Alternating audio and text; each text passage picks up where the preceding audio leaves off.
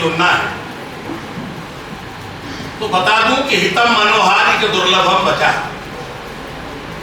आपके हितकारी भी हो भैया, 15-20 मिनट की बात है, शांति से बैठ लो, है ना, और शांति से बैठ के सुन लो। हितम मनोहारी के दुर्लभम बचा, हितकारी भी हो और मन को अच्छी भी लगे, ऐसी वाणी संसार में बड़ी दुर्लभ होती है। जो मन को अच्छी लगती है उसका अंत दुखद होता है, और जो मन को कड़वी लगती है उसका अंत हमेशा सुखद होता है। इसलिए बाबा की बोली हुई बातें हमको अच्छी नहीं लगती। हम बाबा को कहने लगते हैं कि आपको कुछ नहीं मालूम,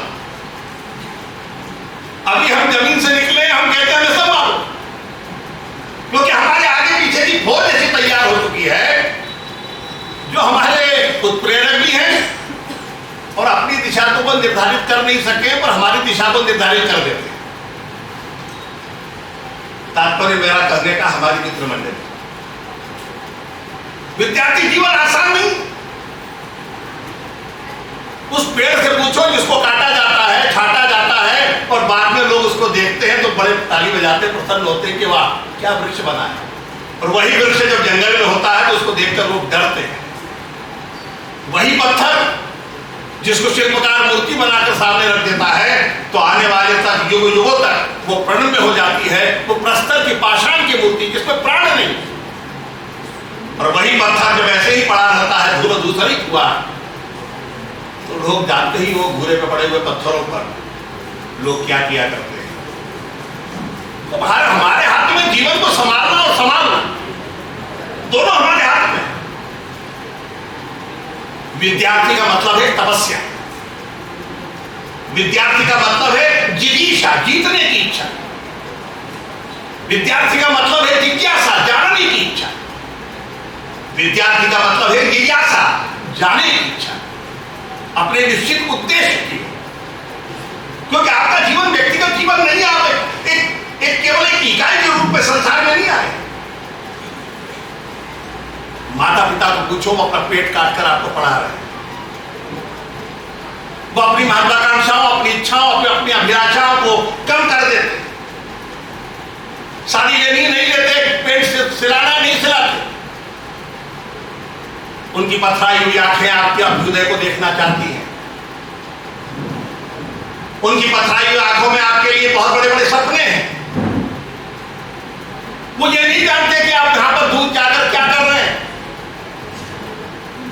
आप वो लोग करना चाहते हैं, उस काम को आप संपन्न करना चाहते हैं जो आज से 10 साल बाद करने हैं, आज से 15 साल बाद जो काम होने हैं उनको हम इसी जीवन में, इसी अवस्था में करना चाहते हैं।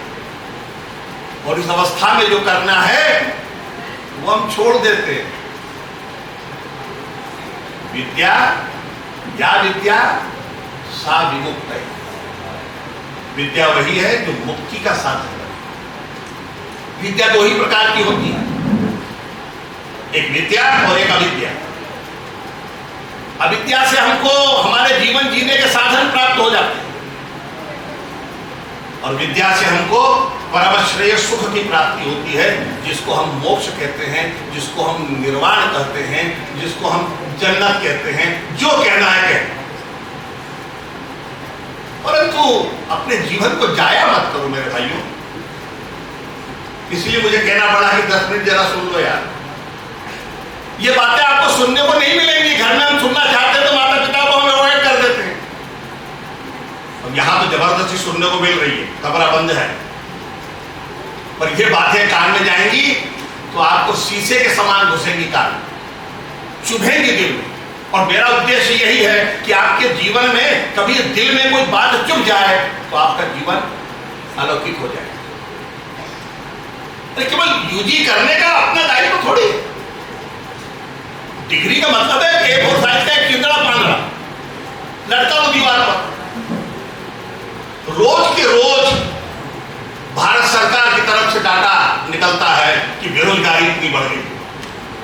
कभी हम लोग अपने गरिबान में झांक कर देखें कि क्या वस्तुतः हमने ज्ञान अर्जित किया है। आज हम प्राइवेट सेक्टर के लिए या गवर्नमेंट सेक्टर भी उपयोगी हुए हैं। कहां से मिलेगी नौकरियां? समाज में हमारे प्रस्तुतिकरण नहीं हो पाया। तो विद्यार्थी जीवन के उद्देश्यों को जानना है। तो इसलिए मैंने कहा था कि विद्यार्थी जो जीवन है वो एक तपस्या है, तप है।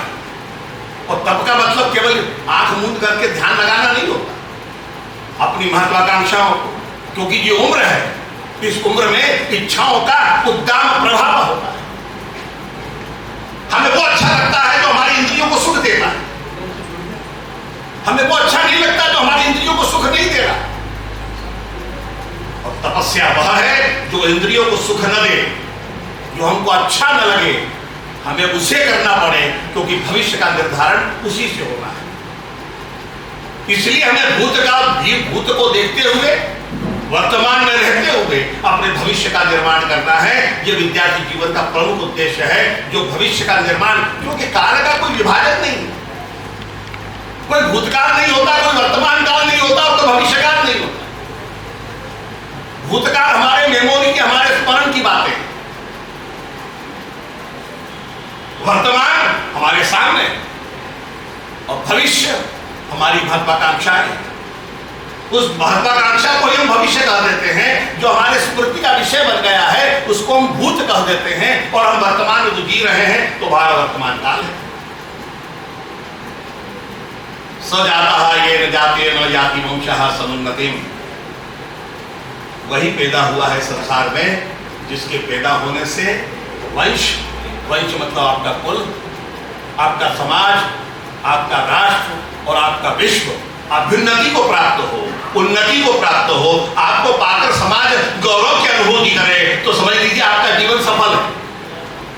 और यदि समाज आपको देखकर मुंह मोड़ रहा है, अरे छोड़ो, यदि इस तरह की अवहेलना की बुद्धि से समाज यदि आपको देख रहा है तो आपका जीवन निरर्थक है, किसी काम का नहीं है। रास्ते में पड़ा हुआ, यदि शब्द बोलूं मैं तो आपको बुरा न लगे, रास्ते में पड़ा हुआ गोबर है, जहां से आम जनता, संभ्रांत व्यक्ति अपना किनारा काट कर निकल जाता है। हमें समाज का आकर्षण बनना है, और समाज का आकर्षण बनेगा तपस्या से, समाज का आकर्षण बनेगा विपट इच्छा से, पढ़ने की इच्छा। समाज का आकर्षण का केंद्र बनेंगे जब आप में जिज्ञासा होगी, अपनी हर समस्या को जीतने की इच्छा आप में जागृत होगी। हमारी इच्छाएं उन वस्तु को प्राप्त करने की है जिसको हम भविष्य में प्राप्त कर लें, वो हमारी महत्वाकांक्षा है।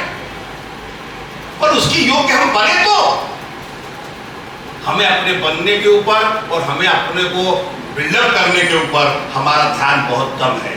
इसीलिए मुख्य कारण विद्यार्थी जीवन में जो भटकाव होता है उसके पीछे कारण यह है कि माता पिता ने और आपकी इंटर की या पीईटी की जो भी रैंकिंग हुई हो उसके आधार पे आपका एडमिशन तो मिल गया। इस एडमिशन लेने मात्र से आपका जीवन सफल नहीं हुआ। कुछ लोग हैं जिनके मन में है आपको एडमिशन हो गया, ट्रेन में बैठ गए तो दिल्ली उतरेंगे, आ गए हैं तो हमारी डिग्री तो हो ही जाएगी। तो इस डिग्री से कोई लेना देना नहीं। यदि इतना ही है, क्योंकि एक आपको बहुत सुंदर एक मैं वाकये से जोड़ना चाहता हूं। क्या हुआ कि एक गांव में 4-5 विद्यार्थी थे, और वो विद्यार्थी ऐसे थे, विद्यार्थी शब्द का अर्थ जानते हो ना आप लोग कि नहीं जानते? क्या होता है, कोई बोले क्या होता है विद्यार्थी का मतलब? विद्या का ग्रहण करने वाला। और आज हम लोग विद्या की अर्थी उठाने वालों में विद्या को ग्रहण कौन कर रहा है? कितने लोग हैं जो नियमित क्लास में जाते हैं, और कितने लोग हैं जो नियमित सबके साथ लेक्चर अटेंड करते हैं। हम विद्या की अर्थी उठा रहे हैं, विद्या को चाहने वाले नहीं है। तो ऐसे ही 4 विद्यार्थी भी बाहर थे, वो पूरा का पूरा गांव उनको बड़े अवहेलना की दृष्टि से देखता था। तो उन्होंने कहा, उसमें से एक बुद्धिमान था, उसने 4-5 को इकट्ठा किया, ऐसे 10 विद्यार्थी हो गए, और उन्होंने कहा चलो दूसरे राज्य में चलते हैं, वहां हमको कोई नहीं जानता, वहां आप जाकर अपना जीवन यापन करेंगे। गए, छोटी सी नदी थी, उसमें से एक बुद्धिमान था थोड़ा सा, उसने कहा नदी को पार करो। सब लोगों ने घुट्टे पानी था, पार किया, पर उसको मालूम था कि नदी में कोई बह नहीं सकता है, तो उसने कहा चलो गिनती करो, हम 10 हैं कि नहीं। तो उन्होंने सबकी गिनती की, सबको सब 9 लगे रोने, हुक्का फाड़ कर रो रहे। हम 10वां था, जाने कहां चला गया, हम 9 के 9। क्यों कि एक व्यक्ति सबको गिन रहा था अपने को छोड़कर। विद्यार्थी थे, विद्या को चाहने वाले थे। उस वहां से एक साधु निकला, उसने कहा भी क्यों रो रहे हो? उन्होंने कहा महाराज हम लोग गांव से चले थे दूसरे राज्य में कुछ आजीविका की तलाश में, और ये नदी डिगोड़ी हमको एक हमारे साथी को खा गई। उसने देखा ये तो वज्र मूर्ख हैं, ये 10 के 10 हैं और कह रहे 9 हैं। उसने कहा गिनो, तो गिना 1 2 3 4 5 6 7 8 9। उसने एक चाटा लिया, कान में बजाया कि 10वां हाथ तो मसी, 10वां तू है। इस सेल्फ का रियलाइजेशन होना चाहिए। यही आत्मानुभूति है, यही आत्मानुसंधान है। हम अपने अस्तित्व को भूल गए, जैसे वो भूल गया। जब उसको ये कहा गया 10वां तू है, तो उसके आनंद की सीमा नहीं है। जिस दिन आपके उद्देश्य को आपको प्राप्त हो जाएंगे, उस दिन आपके जीवन के आनंद की कोई कमी नहीं रहेगी। जीवन में आनंद ही आनंद होगा, और जिसके जीवन में आनंद होता है वो सच्चिदानंद घन परमानंद कंद परमेश्वर के अत्यंत निकट होता है, और उसके जीवन की समस्त अभिलाषाएं पूर्ण होती है। ये कथा उपनिषदों की है। उपनिषद हमारे यहाँ ज्ञान का एक प्रवाह है। उस प्रवाह को देखना है तो उपनिषद पढ़ना चाहिए। अभी सर ने कहा था, आचार्य जी ने, संस्कृत हमारी कमजोर है। संस्कृत कोई भाषा नहीं, संस्कृत कहते हैं, लोग कहते हैं सुसंस्कृत समाज है। तो सुसंस्कृत समाज है, इसका मतलब ये नहीं होता है कि वो संस्कृत भाषा को जानने वाले हैं। संस्कृत का मतलब है संस्कारित, संस्कारित का मतलब है परिमार्जित, परिमार्जित का मतलब है संशोधित, संशोधित का मतलब है परिवर्तित। जो भी अर्थ जानो, जो वैज्ञानिक है, जो संशोधित है, जो संस्कारित है, वह संस्कृत है। इसलिए हमारी भाषा जो संस्कृत है वो वैज्ञानिक भाषा है। उसमें आजकल आप लोग तो उससे जुड़ना नहीं चाहते हैं, पर जुड़िएगा जरूर, क्योंकि आपका विषय विज्ञान है, और विज्ञान के विद्यार्थी यदि संस्कृत से जुड़ जाएं तो कलाम और विश्वेश्वरैया जो लोग हैं, ये बनने में समय नहीं लगेगा। पूरे नासा में एक टीम बैठी हुई है कमरों में, जो केवल भारत की लिखी हुई पांडुलिपियां पढ़ रही है। ये भी आप जान लें। इसलिए आप लोगों को संस्कृत के शास्त्रों से, खासकर वैशेषिक दर्शन, न्याय दर्शन, खासकर वेदों से, उससे भी अच्छा उपनिषदों से आपको जुड़ना चाहिए, क्योंकि वहां पर ज्ञान की संपदा है। एक ज्ञान विज्ञान की एक अजस्र प्रवाह है। उस प्रवाह को आपको ग्रहण करेंगे तो आपका आज का जो विज्ञान है वो आपके अत्यंत निकट आपको लगेगा। यानी हमारे तो डीएनए में ये है, क्योंकि हमारे पूर्वज तो आखिर थे ही वही ना।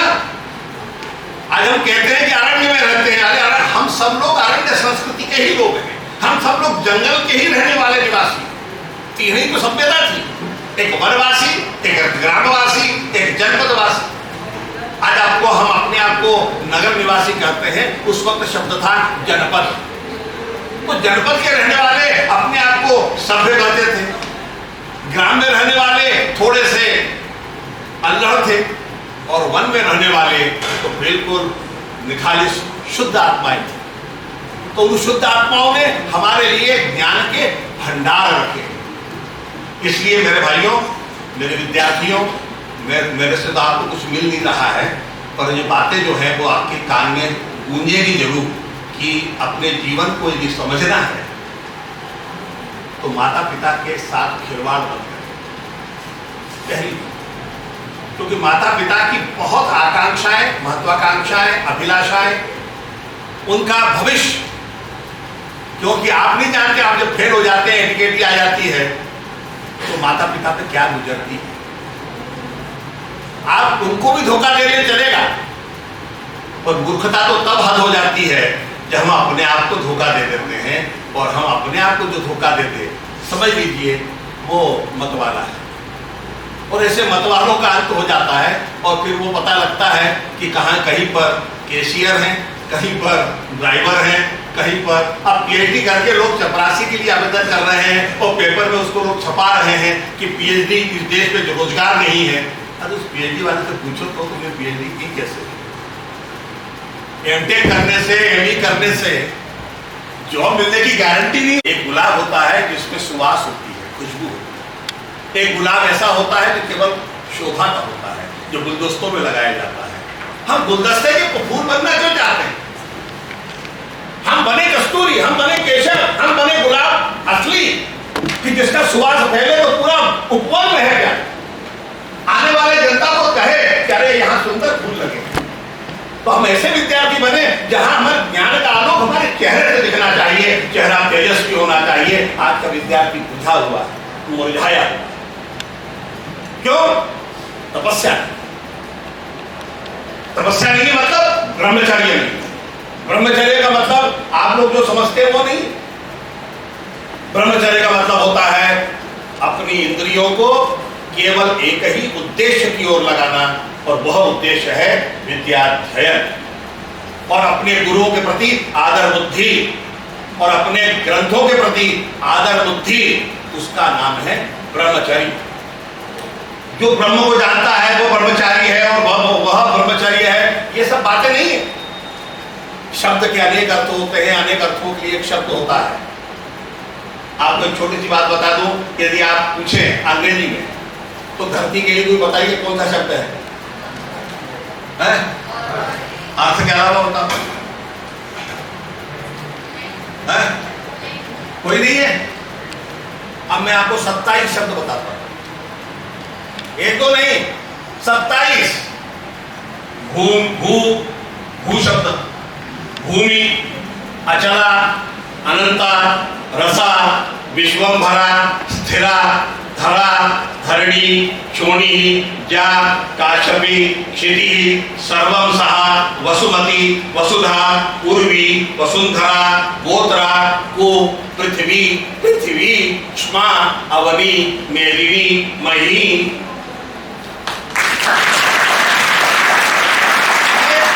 ये संस्कृत का संस्कार है। हम लोग 26 अक्षरों की भाषा के साथ हैं और मैं 63 वर्णों की भाषा के साथ। आप में मुझ में इतना जनरेशन गैप है। आजकल तो बड़ा शब्द है कि हम में आप में जनरेशन गैप है।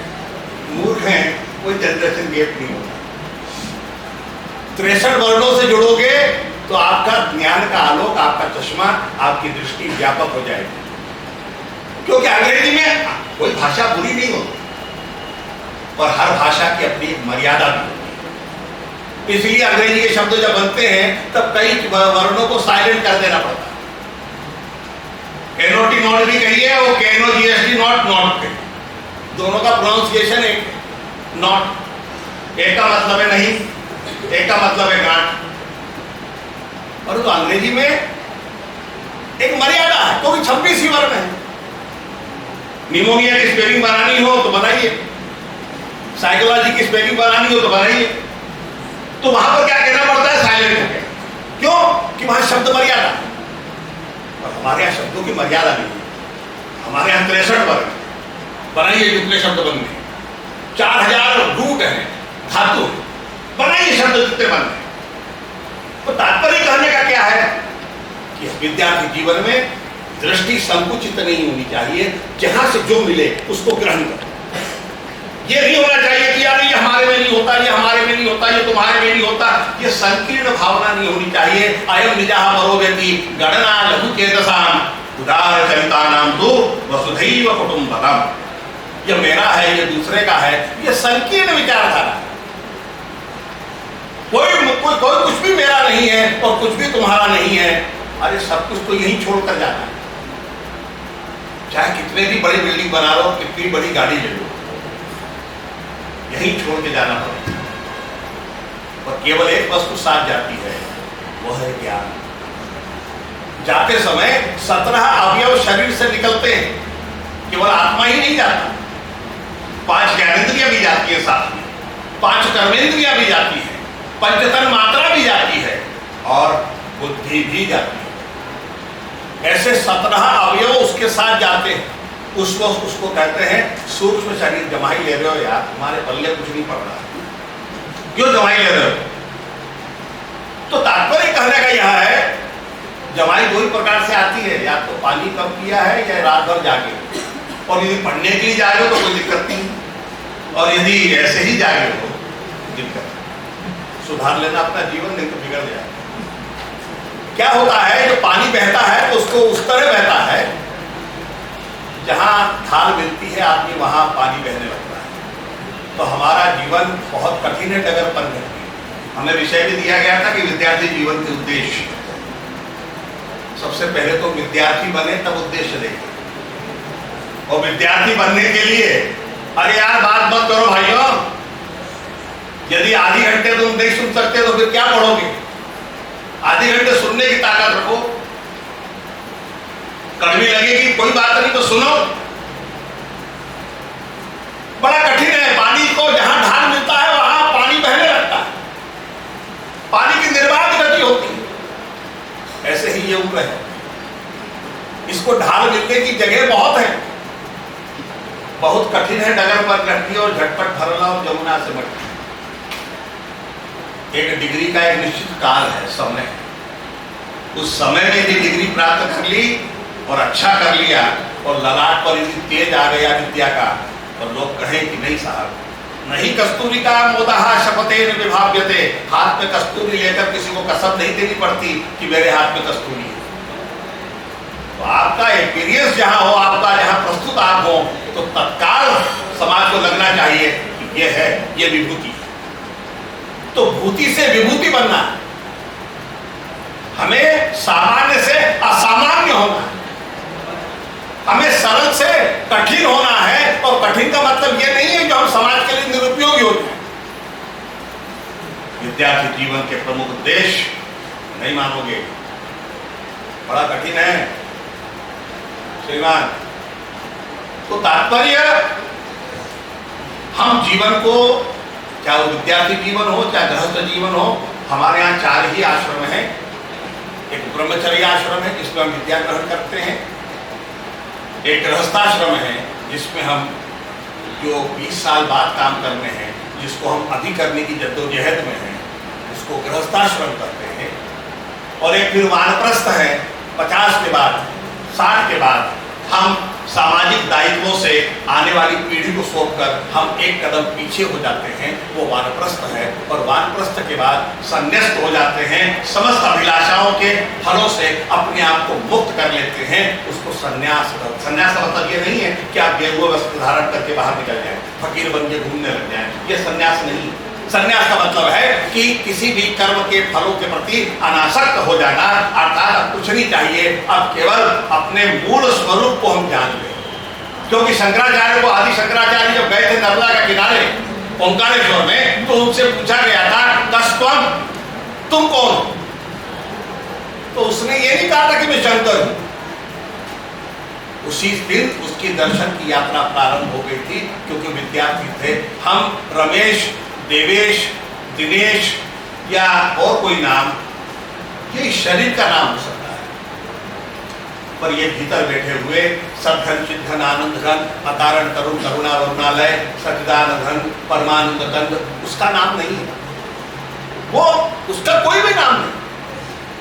तो मेरे कहने का तात्पर्य यह है कि यदि हम अपने आप को समझ लें कि हम क्या है, हम क्या हुआ है हमारी दृष्टि में, हम दूसरे का मूल्यांकन करने के लिए बहुत तत्पर रहते हैं। उसमें ये कमी है, उसमें ये कमी है, उसमें ये कमी है, तत्काल अपने पिताजी से, माताजी से बातचीत करते हुए किसी दोस्त के विषय में, हाँ बहुत अच्छा है, पर उसमें ये कमी है, उसमें ये कमी है, उसमें कमी। अरे उनमें क्या है? बुरा जो देखन में चला बुरा न मिलिया होए, वो जो दिल हो जा अपना मुझसे बुरा न हो। हमें अपने अवगुणों को पहले जान लेना, और जो अपने अवगुणों को, अपनी कमियों को, अपनी न्यूनताओं को जो जान लेता है वो सर्वश्रेष्ठ विद्यार्थी होता है। ये बिल्कुल